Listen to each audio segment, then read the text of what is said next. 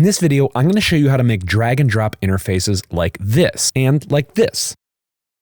So let's do it. Now, while it looks like you're moving around widgets in the widget tree, that's actually not what's going on. While you are visually dragging the widget and dropping it somewhere else, what's being moved is the data. And it looks like you're moving the widget because there's a widget to accept that data and then display it. And this happens through two widgets. The draggable widget, that's the widget that you drag, and the drag target, that's where you drop it. So let's implement this drag and drop on this UI right here. The first step is to add your draggable. That is, what thing do you want the user to be able to drag? And on this UI right here, it is this item down here. So I've got a row, and these are going to be these color swatches. So I'm just going to add that draggable in here and then add my container to that draggable. And this is the order you want. The thing that you want the user to be able to drag, you want inside the draggable. You don't want to put your draggable inside that thing because whatever's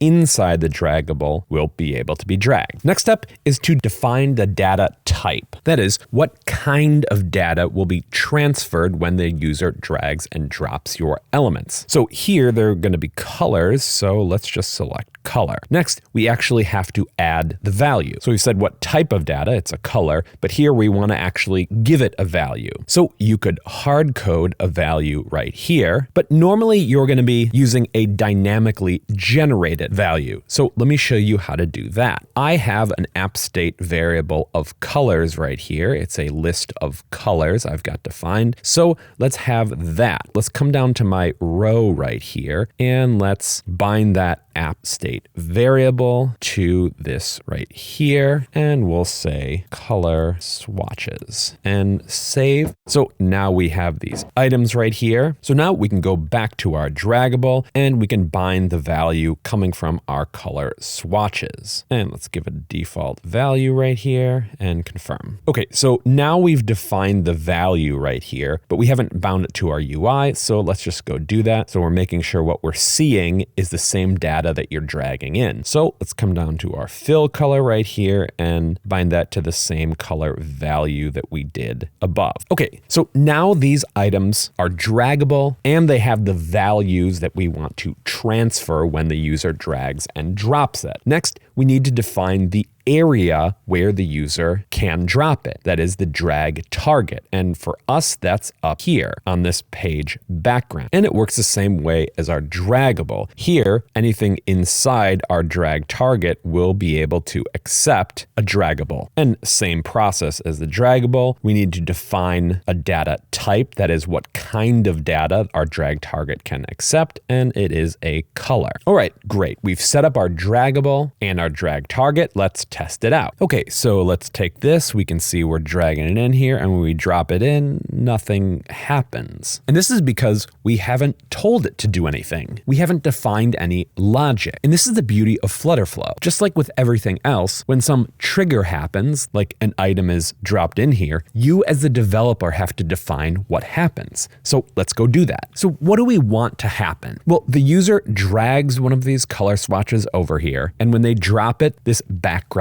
changes. The value of this background changes. So we need some variable to store that. And I have a variable set up here, which is just a color variable. So first, let's bind this color variable to this background right here. So let's come in here to our fill color and bind this to that color right there. I also have a background color and border on this container behind this image that we can bind to as well. Next, let's define our logic. So let's go up to our drag target right here. And just like we write all of our business logic, it's going to be in here in our action flow editor. And you can see up here, we have 3 triggers available. So on drag accept, so that's when the user drops a draggable in here. On drag enter, that's when the user drags a draggable over the drag target, but hasn't released their mouse yet, like a hover state. And when they hover out or drag out. Well, we want to apply this logic logic when it's wrapped in. So let's add an action, and we want to update that state variable we defined, that color variable. There it is. And we want to set a value to this, and we want it to be whatever value is dragged in. Well, where is that? Well, if you open up this drag target right here, we can see we've got this dragged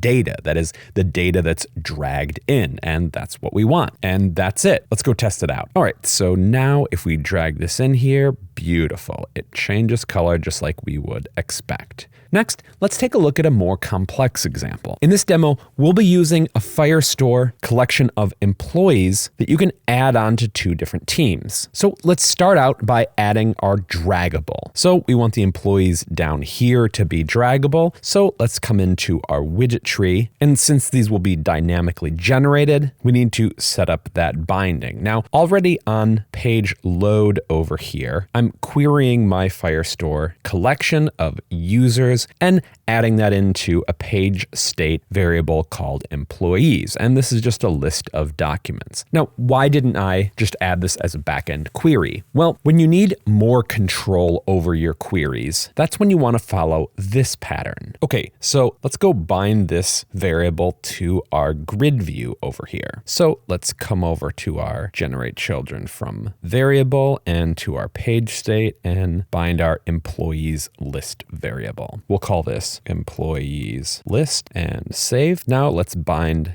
the properties that we need. So we want to apply this path here to our employees list item and the photo. Okay, so now we want to put this into a draggable right here. And now we could use the wrapping shortcut command B, but at the time of this video, our draggable hasn't been added here yet, but there's an easy way to get around this. So you can use the shortcut command or control X to copy it to your clipboard, then add in your draggable here, and then we can paste in our widget on our clipboard. Okay, now we need to go to our draggable properties here and tell it what kind of data this is. Here, it's a Firestore document, and we only have one type here, and it is our users. Next, let's bind the value right here, and it's this employees list item, and confirm. So our draggable is set up. Now we need to set up the targets for where these can be dropped. And we have two here, team 1 and team 2. So let's come over to team 1 here. Let's come up to our column right here and add a drag target, and we can just collapse these. And let's set up the data type here. So when we duplicate it and add it to both, we don't have to redo our work. This will accept a document right here. It's the same as before, and great. So now let's duplicate this drag target, and we can drag in our team 1 and team 2 widget tree. Now, when we did that, we have some layout issues right here, and that's because on our containers right here, we had an expanded property applied that was stripped away because it was a direct child of a column. That's why we had access to it, and now we don't. But we can just apply that to our drag targets right here, and we get back our layout. One last thing we need to do is you can see when we have our drag target selected here that it's this entire space, including this right here. So we don't want that. We want it to be visually mapped to just this white area right here because that's logical. So let's just come to our team right here and remove this padding, and we can just apply that to our drag target up here, and then we will be all good. And we can do the same logic to this one down here. So let's add in 24 pixels right there, and then come to our team here and remove it. Great. So we've set up our draggable, our drag targets where we can drag our draggables. And finally, we need to define our logic. That is, when an employee is dragged into each one of these,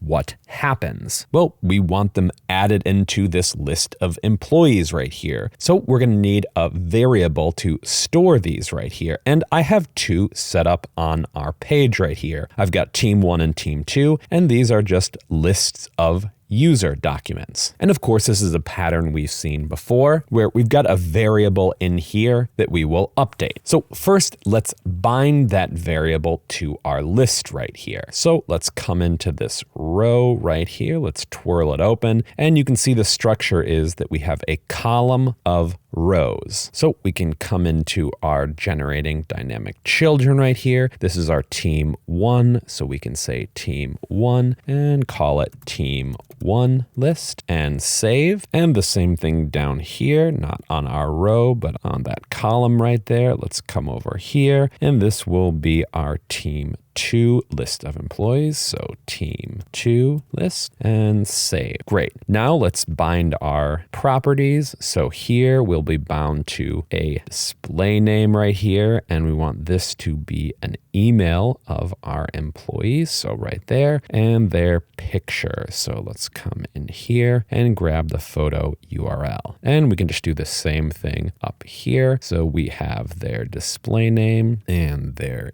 email address and their photo. And there we go. Okay, so we're displaying those documents in our team 1 and team 2 variables right here, but we haven't written any logic to add them into that list when the user drags and drops them in here. So let's do that now. So let's come into our top drag target right here and come into our action flow editor. And when it is accepted right here, that is when the user drops it in, we want to update that page state variable. And it's this first one right here. We want to add to the list right here, and we want to add whatever is dragged in. That's our dragged data, and confirm. Great. Let's test that out before we apply the same logic to our second one right here.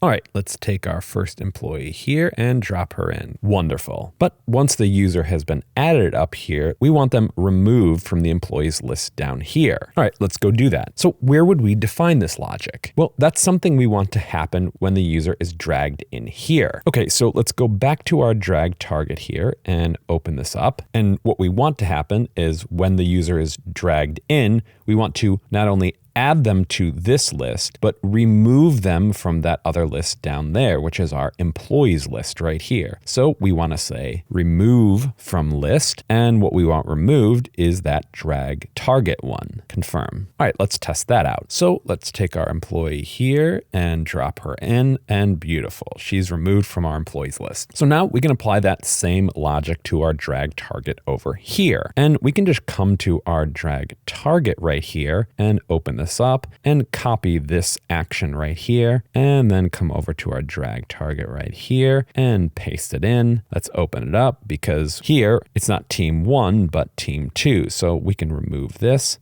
add a field, team 2, that's what we're adding this to the list, and it's our drag data, and confirm. So this is good, and we want that removed from that employees list down there as well, so that should be good as well. Let's test this out. So we can drag our employees in up here or in the bottom one. Great. But what if we made a mistake and we dragged Emily onto team 2, but we want her on team 1? Well, right now we can't drag her anywhere. And that's of course because these widgets aren't wrapped in a draggable, but we can do that. And it's no problem to have a draggable inside a drag target. So let's come over to our team 1 up here, and we can do our same trick as before. So I'm going to select my row right here, Command or Control X to copy it to the clipboard, then paste in a draggable, and then we can paste in what's on our clipboard. Remember to set the data type, which is a document of users, and to bind it to that value right there. And then we can do the same thing down here. So select that, cut it to the clipboard, draggable, and paste it in. Then we set our data type. It is a document of type users, and the value is this item. Great. So now these can be dragged, and you might think, okay, so we have to apply the logic to the drag target. That's the next step, right? But we've already set that up. That is, we've already defined the logic in our drag targets for what we want to happen when a draggable is dropped in there. And it doesn't matter where the draggable comes from. Before, we were dragging it from here, but it can be dragged from here as well. So let's test this out. So let's drag her into the top, and we made a mistake. So let's drag her down here to team 2, and that works sort of, because while she's added in here, we haven't removed Jessica from up here. Well, that's easy. We've already seen this logic before. We can just remove her from that other list. So in this second target down here, let's open up our action flow editor, and we remove that employee from this employees list, added them to team 2, but let's also remove them from team 1. So we can come in here, we can remove remove from the list, and we're removing whatever was dragged in. Great. Now let's just apply that same logic to our drag target up here. Let's open that up. We're adding to team 1, removing from our employees list, and we are removing from team 2 as well. So remove from list and whatever is dragged in. Confirm. Awesome. Let's test this. So let's drag her into team 1 and let's remove her and put her in team 2. Beautiful. The last thing we're going to do is add in a visual affordance. That is, when you're designing drag and drop interfaces, it's a good practice to give a visual indication to your user what's going to happen. So for instance, when I have a user here and I'm dragging them over team 1 right here, it's good to indicate to the user when you're in and you're out of your drag target so that we have an indication that some action will occur when I release this employee. Right now, the only way we know is because we designed it. So what we could do is we could add a border in here when a draggable is dragged above here. And I've already set up a variable that we can use for this, a border for the top one and a border for the bottom. So let's go bind those right now. So in team 1 here, let's come down to our border color and let's bind that to our page state variable of border 1. And we'll set a default value right there. And then let's do the same thing with our second container down here, our border color. Let's set that to our border 2, set our default value here and confirm. Now let's set up the logic. So let's start up here with our top one and let's come into our action flow editor. And here we want to execute some logic on drag enter. And what do we want to do? Well, we want to change that variable. So state management, page state, we want our border 1 and we want to set the value to something else and we can set it to this secondary gray color. Okay, let's go test this out. So let's take an employee here and when we drag them in, that works great, sort of. So when we drag the user over, we do see this border, but we want it removed when we drop her in here. Okay, let's go do that. So we can come into our drag target up here. Let's come back into our action flow editor. And what do we want to happen? Well, when it's accepted, when we drop the user in, we have to update that variable. So we just need to add that variable inside here. So we're going to grab border color 1 and we can just reset that value. Let's test it out now. So let's take our user, we drag her in here, we release, and it goes away. Wonderful. Let's try again with Christopher here. So we drag in, but let's not put him here. Let's put him over here. And we see another problem we have. And that's because this logic is being applied on drag enter, but we haven't defined any logic for on drag exit. So we can do that now. So back in our first one, let's open this up and come over to on drag exit right here. We're doing the same thing we've done before. So updating a page state variable that is our border color 1, and we want to reset it. Let's test that. So let's grab Christopher up here. Let's put him in here, but no. And that works beautifully. Then you can just apply that same logic to team 2 and you'd be all good. And that's how to use the draggable and drag target widgets in FlutterFlow to create dynamic drag and drop interfaces in FlutterFlow.